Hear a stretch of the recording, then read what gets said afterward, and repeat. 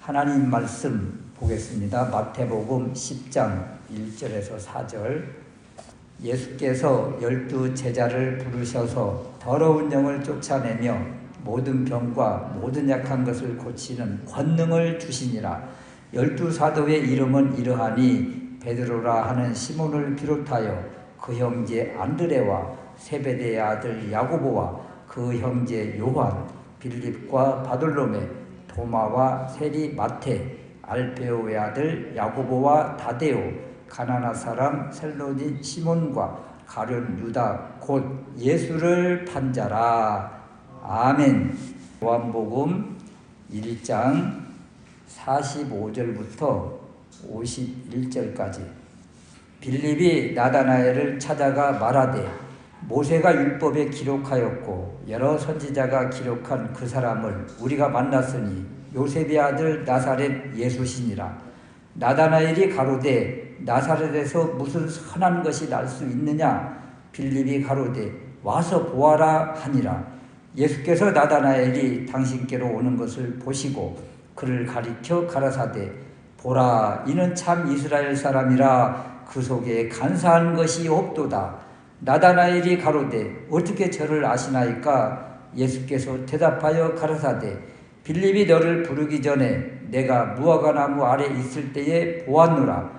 나다나엘이 대답하여 가로되 랍비시여, 랍비께서는 하나님의 아드님이시요 이스라엘의 왕이로소이다. 예수께서 대답하여 가라사대 내가 너를 무화과나무 아래서 보았다 함으로 믿느냐? 이보다 더 큰 일을 보리라. 또 가라사대 진실로 진실로 너희에게 이르노니 하늘이 열리고 하나님의 사자들이 인자 위에 오르락 내리락 하는 것을 보리라 하시니라. 아멘. 오늘 제자들 가운데 6번째 바돌로메 나다나엘에 대해서 살펴보려고 합니다. 그래서 바돌로메 나다나엘 그러면 편견, 고정관념을 극복한 제자다 또는 순전한 나다나엘이다 라고 합니다. 이 나다나엘을 우리가 살펴볼 텐데요. 그 12 제자의 이름이 나온 곳에 보면 마태복음, 누가복음에는 바돌로메가 나와요. 나다나엘이라는 이름은 안 나오고 바돌로메로 나오고, 그리고 오늘 읽은 이 요한복음에는 나다나엘이 나옵니다. 그래서 보통 학자들이 이야기하기를 바돌로메가 나다나엘이다 이렇게 이야기를 해요. 바돌로메라는 것은 이름이 아니잖아요. 보통 바자가 붙으면 아들 또는 자손 이런 의미를 가지고 있거든요. 그래서 돌로마이의 아들이다 이런 식이에요. 그래서 돌로메의 아들로 이렇게 부르는 그 사람의 이름은 나다나엘일 것이다 이렇게 이야기를 합니다. 그래서 나다나엘 하면 성품이 좋은 이런 장점이 있는가 하면 또 단점은 자기가 주장하는, 자기가 생각하는 이것에 대한 고정관념이 강한 사람, 이런 사람으로 바라봅니다. 그래서 이렇게 장단점이 있는데 누구나가 다 장단점이 있잖아요. 그런데 우리 주님은 장점을 이렇게 크게 부각시켜서 그 사람을 더 잘하게 이렇게 끌고 가는 그런 스타일이에요. 단점을 꼭 지적하고 단점 가지고 꼭 왜 그렇게 못하냐고 이러는 사람들이 더러 있어요. 그러니까 어떤 사람은 부정적인 것, 단점을 이렇게 잘 보는 사람이 있는가 하면 어떤 사람은 잘하는 것, 좋은 점, 이런 점들을 아주 이렇게 높여줘서 더 잘하게 이렇게 하는 분들이 계시는데, 우리가 자녀들을 바라볼 때도 물론 잘못한 것들을 이렇게 좀 잘하게 이끌어가는 것도 중요하지만 잘하는 것을 보고 그것을 더 잘하게 이렇게 할 때 그냥 아이들이 더 신나게 더 잘하는 것을 이렇게 보게 됩니다. 주님은 이렇게 사람을 바라볼 때 이렇게 잘한 점을 바라보고 그 잘한 점을 이렇게 끄집어내서 더 잘하게 바로 나다나엘이 그런 모습이에요. 우리 주님을 만나서 더 잘해서 이렇게 하나님께 크게 쓰임받는 제자가 되었다, 이런 거예요. 그래서 우리도 우리 자신의 그 장점이 무엇인가 이렇게 발견하고 그것을 또 더 끄집어내서 더 잘하는 이렇게 일꾼이 되어야 되지 않겠어요? 첫 번째 우리가 살펴볼 것은 나다나엘을 바라보면서 좋게 말하면 고정관념이고 또 나쁘게 보면 고집이 있다, 이런 거예요. 사람마다 자기 주관이 이렇게 뚜렷한 사람들이 있어요. 그 아이들도 보면 그냥 자기가 갖고 싶은 것 그냥 어떻게든지 사달라고 막 이 가게 앞에서 막 떼를 쓰고 이렇게 들어눕는 이런 아이들이 있잖아요. 그 아이들이 달라졌어요. 이 프로를 보면 그냥 아무도 감당이 안 돼요. 그냥 감당이 안 되는 그 아이들을 이제 부모들이 감당이 안 되니까 이렇게 그냥 전문가한테 이렇게 맡기는 것을 이렇게 바라보는데, 이 자기가 뭘 하고 싶은 그것에 대해서 너무나 이것이 강한 거죠. 너무나 강해요. 나다나엘도 자기가 가지고 있는 어떤 주관에 대해서 엄청 강한 사람이에요. 좀 부드러운 사람이 아니고 좀 타협의 여지를 열어놓지 않고 강한 사람, 이런 사람이라. 그 나다나엘과 빌립의 관계를 일반적으로 친구 관계로 우리가 이렇게 많이 보고 있어요. 빌립이 이제 메시아, 주님을 먼저 알고 그 다음에 빌립이 나다나엘에게 내가 메시아, 주님을 만났어, 가보자, 이렇게 끌고 가는 것을 볼 때에 빌립과 나다나엘은 이렇게 친구 관계, 또 가까운 관계, 이런 것을 알 수가 있습니다. 그래서 이 빌립이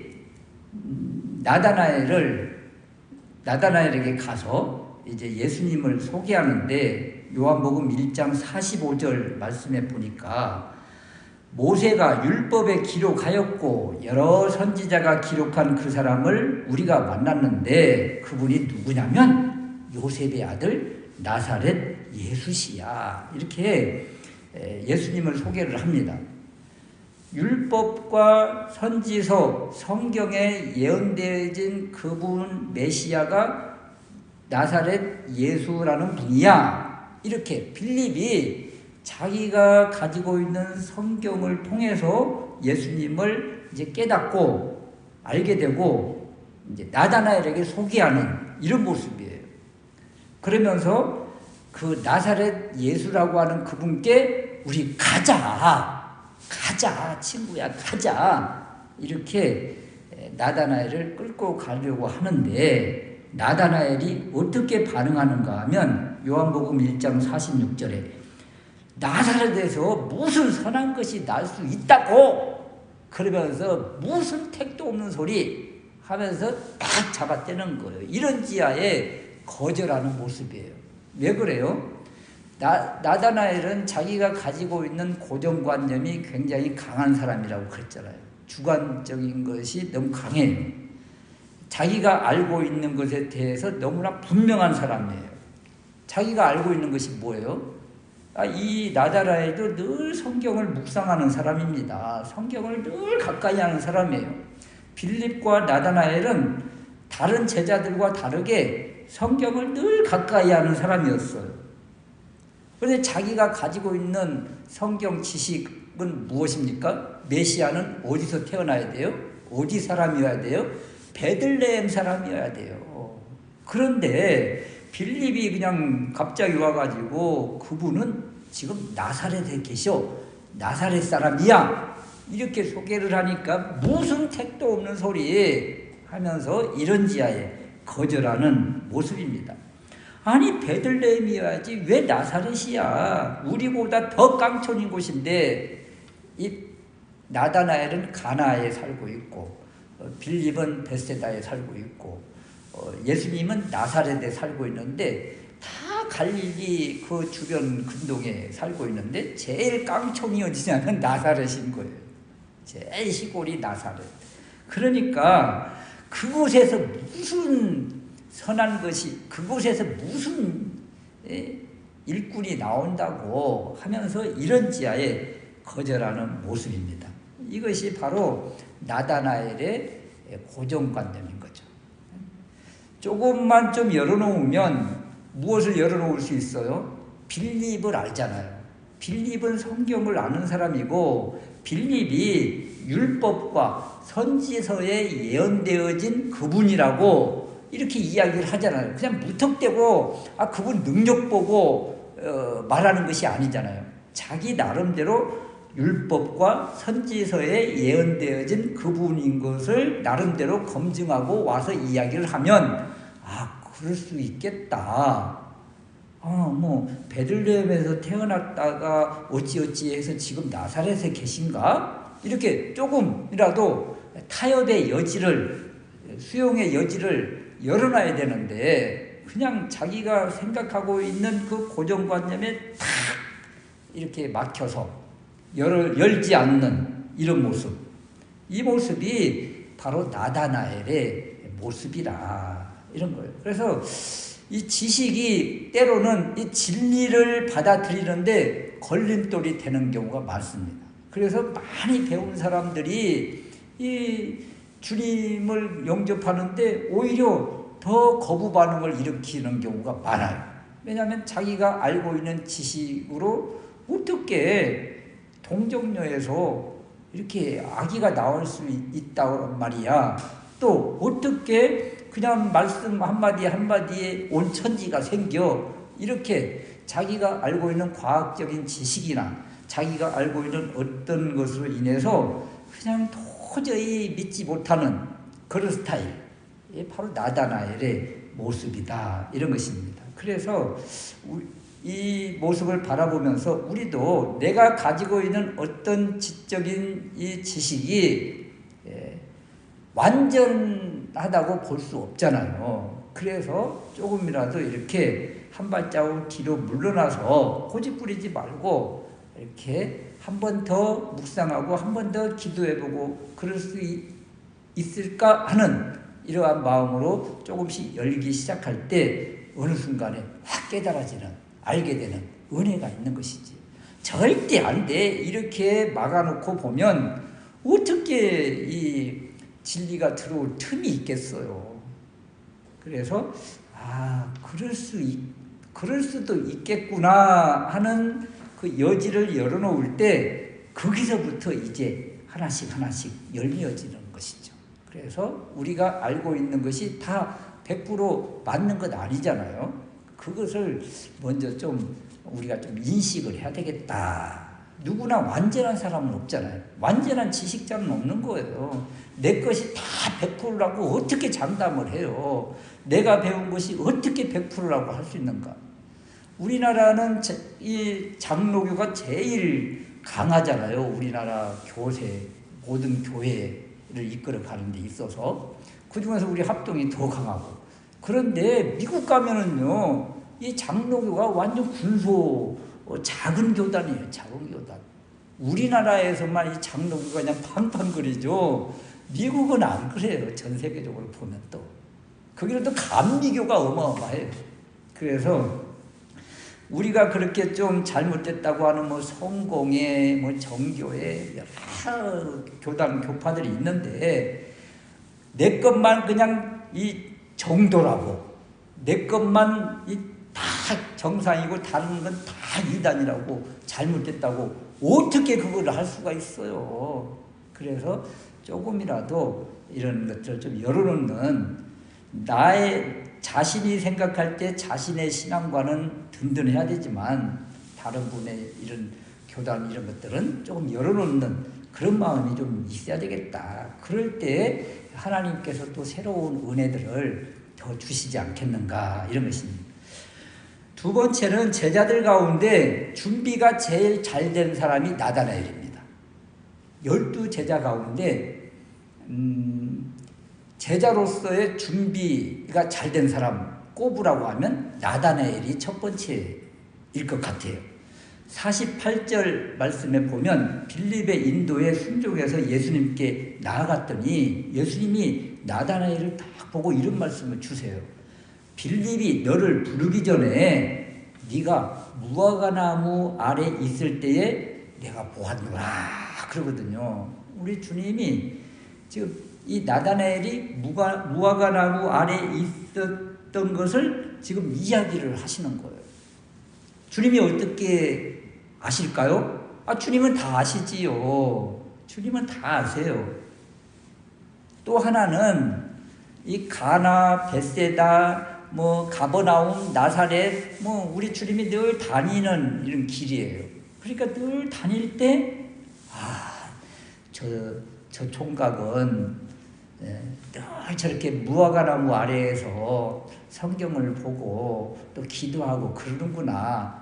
이렇게도 볼 수도 이미 보았던 그럴 수도 있고, 또 하나는 지금은 이미 빌립이 부르기 전에 부를 때 이렇게 주님은 또 다 이렇게 또 아시고, 그래서 아시는 것이고, 그래서 우리 주님은 다 아시는 것이죠.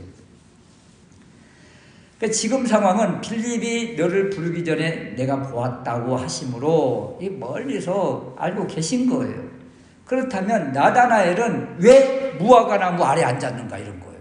왜 무화과나무 아래에 앉았을까? 그가 그늘 져서 그랬을까요?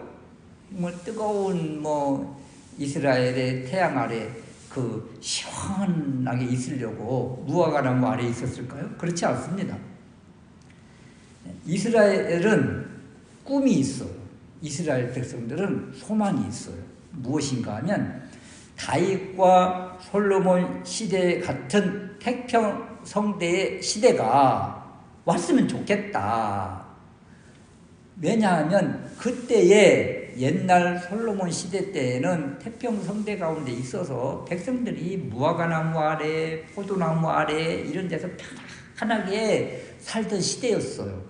그래서 무화과나무 아래, 포도나무 아래에 있다는 이야기는 그때 그 시대를 생각하면서 주님 지금 그때 시대처럼 이 땅에 태평성대가 이루어지게 해주십시오. 메시아가 오시면 그런 시대가 도래한다고 했는데 메시아를 보내주십시오 하는 기대하는 마음을 가지고 성경을 묵상하고 기도하는 사람들이 어디에 있었는가 하면 무화과나무 아래, 포도나무 아래 있었던 거예요. 그래서 무화과나무 아래에 나다나엘이 지금 있다. 이 이야기는 지금 로마 압제하에 고통 가운데 있고 헤롯 왕의 또 핍박 가운데 있고 또 세리들이 또 엄청난 세금을 또 포탈해가는 이런 시대에 이 시대에 언제나 그때 그 시대처럼 메시아가 오셔서 편안함을 주실까? 그 시대를 막 사모하는 거예요. 그러면서 그때 그 시대의 성경을 보고 율법서를 보고 그러면서 그리스도 메시아가 언제 오실까 하면서 묵상하고 기도하는 사람 나다나엘입니다. 나다나엘. 그러니까 나다나엘은 무화과나무 아래 가면 볼 수 있고 그곳에 있는 나다나엘은 늘 성경 보고 늘 기도하는 사람이었다. 그래서 이런 나다나엘을 보고 우리 주님이 뭐라고 하시는가? 47절 말씀에 보라, 이는 참 이스라엘 사람이라. 그 속에 간사한 것이 없구나. 간사한 놈, 그러면 좋아요, 안 좋아요? 아주 나쁜 이미지잖아요. 이 간사하다, 이런 말은 이 물고기를 유인할 때 이렇게 미끼처럼 이렇게 해가지고 남을 유인해서 그냥 남을 이용해 먹는 것. 이것이 간사예요, 간사. 그런데 우리 주님이 나다나엘을 다 바라보시면서 간사함이 없구나. 참 순수하구나. 남을 돌려먹거나 남을 이용하거나 남을 이렇게 해코지하는 그런 마음이 없구나. 참 순수한 그런 마음을 지금 주님이 이야기하시잖아요. 지금 너는 참 순수한 사람이구나. 더군다나 이스라엘의 평안을 위해서 기도하고 또 이렇게 성경 묵상하고 참 이스라엘 사람이구나. 이렇게 칭찬을 하는 거예요. 그러니까 주님 만나기 전부터 이렇게 준비가 된 사람, 나다나엘입니다. 나다나엘. 여러분, 베드로, 안드레, 야고보, 요한 이런 사람 뭔 사람이에요? 뱃사람이에요. 늘 물고기 잡고 이러던 사람이에요. 이러던 사람. 이런 사람. 또 마태는 어때요? 그냥 세관원에 앉아서 남이 지나가는 사람한테 이게 저 세금 포탈하는 사람이 세금 징수원 마태예요. 그러니까 이거 뭐 주님의 제자로서 자격을 보면 다른 사람들은 참 제자다운 제자의 모습을 가지고 있지 않죠. 그런데 나다나엘은 어때요? 다 무화과나무 아래서 늘 성경 보고 기도하고 이런 사람이니까 준비된 사람이잖아요. 준비된 사람.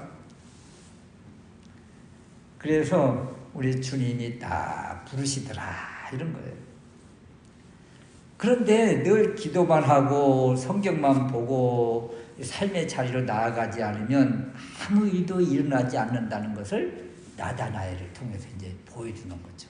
이렇게 준비가 돼 있지만 지금 참된 선생님을 만나지 못해서 여전히 그냥 그 무화과나무 아래에만 있는 사람, 좀 안타까운 모습이 보이는 겁니다. 그래서 세 번째 우리가 살펴볼 말씀은 이제 주님을 만나야 된다는 거예요. 주님을 만나고 드디어 일어서서, 어디에서 일어서는 거예요? 무화과나무 아래에서 일어서서 주님을 따르는 제자가 되는 거예요. 여러분, 우리가 평생 그 자리만 있으면 안 되잖아요. 평생 산에만 가서 나무뿌리만 붙잡고 기도만 하면 안 되잖아요. 평생 어디 운목에 가서 그냥 성경만 보고 있으면 안 되잖아요. 그 자리에서 박차고 삶의 자리로, 또 주님이 이끄는 자리로 가야 될 것을 이 나다나엘을 통해서 보여주시는 것이죠. 그래서 49절 말씀에 이제 주님과의 딱 몇 마디 관계성 속에서 나다나엘이 고백을 해요. 믿음을 선포를 해요. 랍빗이요, 랍빗께서는 하나님의 아들임이시요 이스라엘의 왕이로소이다. 지금 엄청난 고백을 나다나엘이 지금 하고 있습니다. 제자들 아무도 이 고백하는 이가 없어요. 베드로가 신앙 고백을 하는데 마태복음 16장에 가서 해요. 그런데 이 나다나엘은 주님 만나자마자 바로 예수님은 하나님의 아들님이십니다. 이스라엘의 왕이십니다.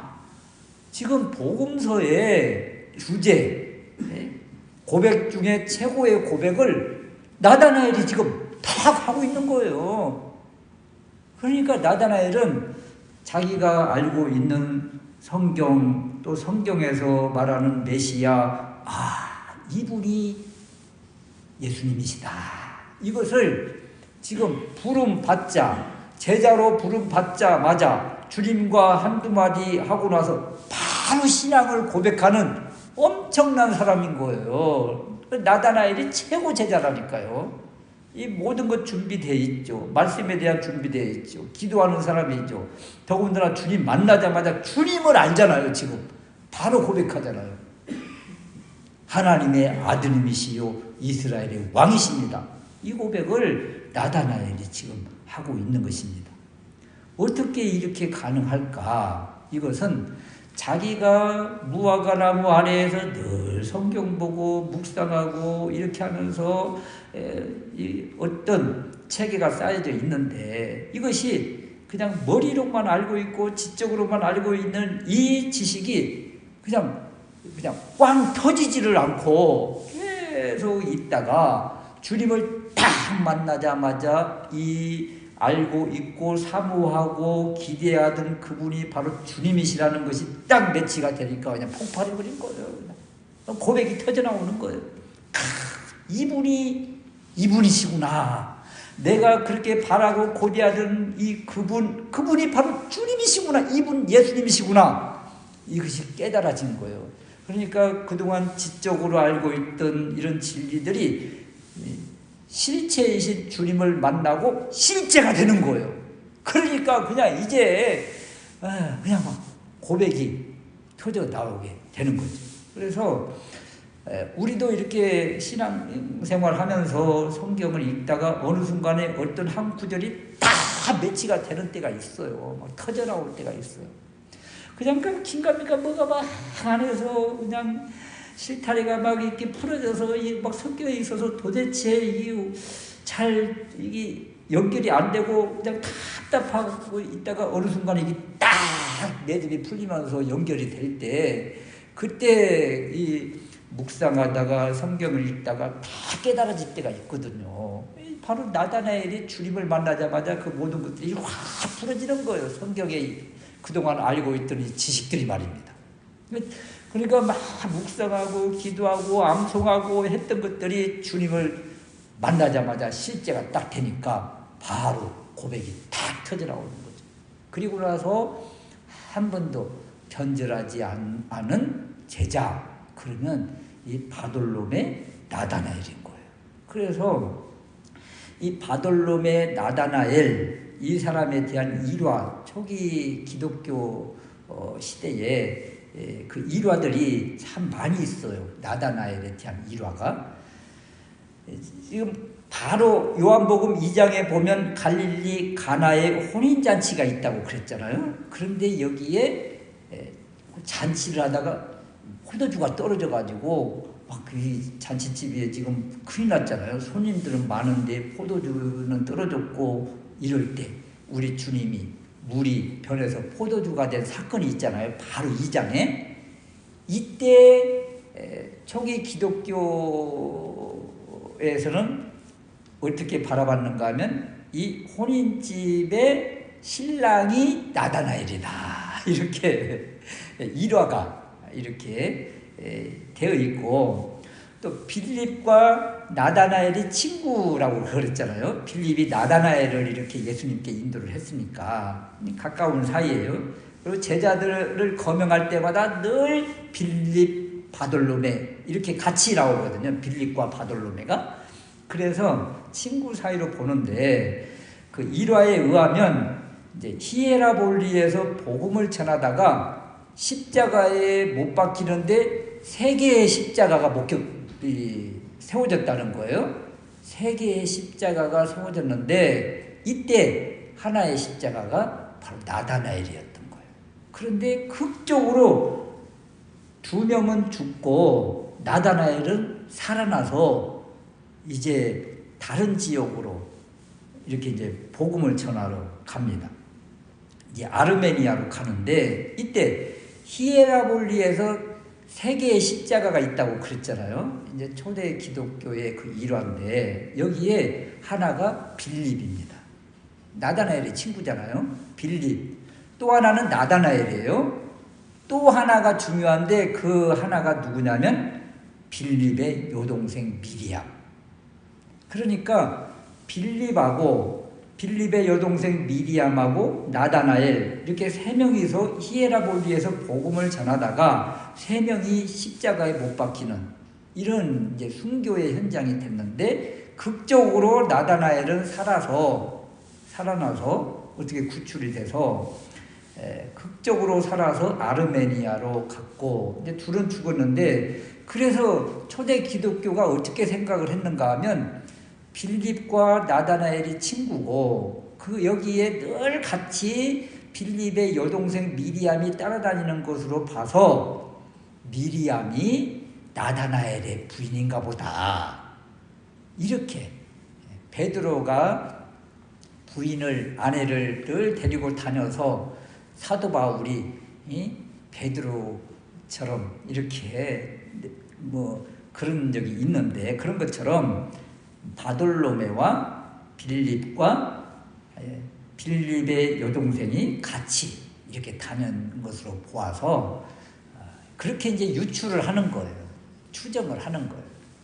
그런데 살아나서 이제 혼자 살아난 거죠. 그곳에서 나다나엘은 아르메니아로 가서 그곳에서 복음을 전하다가, 이 나다나엘이 참 제일 고통스럽게 순교한 사람 중에 한 명인데, 이 살가죽을 다 벗겼다고 합니다. 산채로 살가죽을 다 벗겼는데도 불구하고 끝까지 주님을 전하다가 이렇게 순교를 했다. 그래서 12 제자들마다 다 이렇게 사진들을 보면 성화들이 이제 남아 있는데 나다나엘을 그린 그 그림들은요 다 이렇게 살가죽이 벗겨져서 가죽을 이렇게 두르면은 이런 그림으로 이렇게 나와요. 그래서 이렇게 비참하게 고통스럽게 순교를 당했지만 주님을 만나자 진리가 깨달아지고 그리고 주님을 고백했던 이 고백으로 인해서 평생을 이렇게 변치 않는 사람이 되었다. 그래서 나다나엘이 우리에게 주는 교훈은 다른 것이 아닙니다. 지금 있는 자리, 우리가 늘 성경 보고 묵상하고 그 자리가 있지요. 이제 그 자리에서 이제 주님의 인도를 받아서 일어서서 이제 또 삶의 자리로 갈 때, 그때 우리가 늘 묵상했던 그 말씀이 이제 실제가 되고 능력이 되고 믿음의 고백이 된다는 거예요. 그 자리에서는 역사가 되지 않는다는 거예요. 늘 그 자리에서는.